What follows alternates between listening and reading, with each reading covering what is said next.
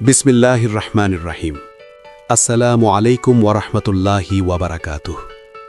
প্রিয় ভাই ও বোনেরা, আশা করি সবাই ভালো আছেন।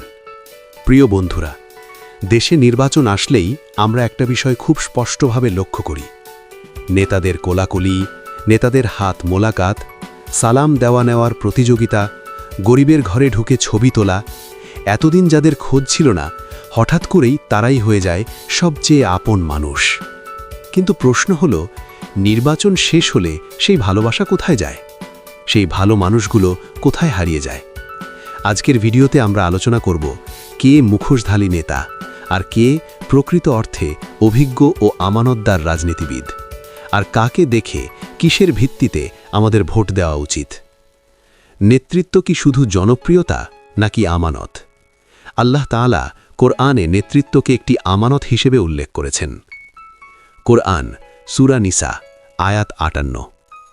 নিশ্চয়ই আল্লাহ তোমাদের নির্দেশ দেন আমানত তার যোগ্য ব্যক্তির কাছে ফিরিয়ে দিতে। প্রিয় দর্শক, ভোট দেওয়াও একটি আমানত। এই আমানত যদি ভুল হাতে তুলে দিই, তার দায় শুধু নেতার না, আমাদেরও। মুখোশধারী নেতাদের পরিচয়।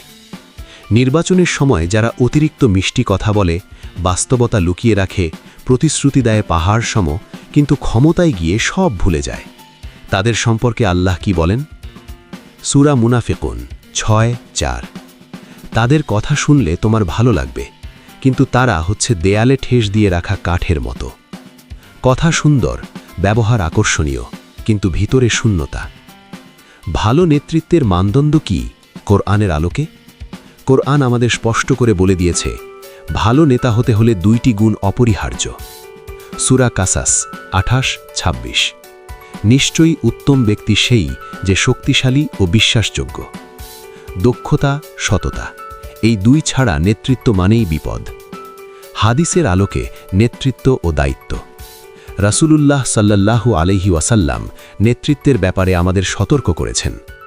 সহিহ মুসলিম হাদিস নং ১৮২৫। নিশ্চয়ই নেতৃত্ব একটি আমানত, আর কিয়ামতের দিন তা হবে লজ্জা ও অনুশোচনার কারণ। আরেক হাদিসে রাসূল সাল্লাল্লাহু আলাইহি ওয়াসাল্লাম বলেন, সহিহ বুখারী হাদিস নং ৭১৪৮, যে ব্যক্তি মুসলমানদের ওপর দায়িত্ব গ্রহণ করল অথচ তাদের কল্যাণ চাইল না, সে জান্নাতের সুগন্ধও পাবে না।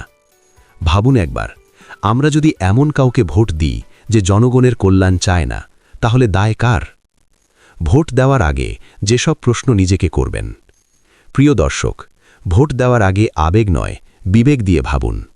এই নেতা কি নামাজ, সততা ও নৈতিকতাকে গুরুত্ব দেয়? ক্ষমতায় গিয়ে কথা রাখার ইতিহাস আছে কি? দুর্নীতি ও জুলমের বিরুদ্ধে অবস্থান আছে কি? জনগণের দুঃখে পাশে দাঁড়ানোর প্রমাণ আছে কি? কারণ সহিহ মুসলিম হাদিস নং ৫৫। তোমরা প্রত্যেকেই দায়িত্বশীল এবং প্রত্যেককে তার দায়িত্ব সম্পর্কে জিজ্ঞাসা করা হবে। ভোটার হিসেবেও আমরা দায়িত্বশীল। আজ সিদ্ধান্তের সময়। আজ সময় এসেছে মুখোশ চিনে ফেলার, আবেগ নয় বিবেক দিয়ে ভোট দেওয়ার, সুন্দর কথায় নয় সুন্দর কাজে বিশ্বাস করার। ভোট দিন এমন মানুষকে যার আল্লাহ ভীতি আছে, যার আখিরাতের ভয় আছে, যে ক্ষমতাকে ইবাদত মনে করে। সমাপ্তি দোয়া। হে আল্লাহ, আমাদের সঠিক সিদ্ধান্ত নেওয়ার তৌফিক দান করুন। ভুল নেতৃত্ব থেকে আমাদের রক্ষা করুন। দেশ ও জাতির জন্য কল্যাণকর নেতা দান করুন। আমিন। শেষ কথা, কল টু অ্যাকশন।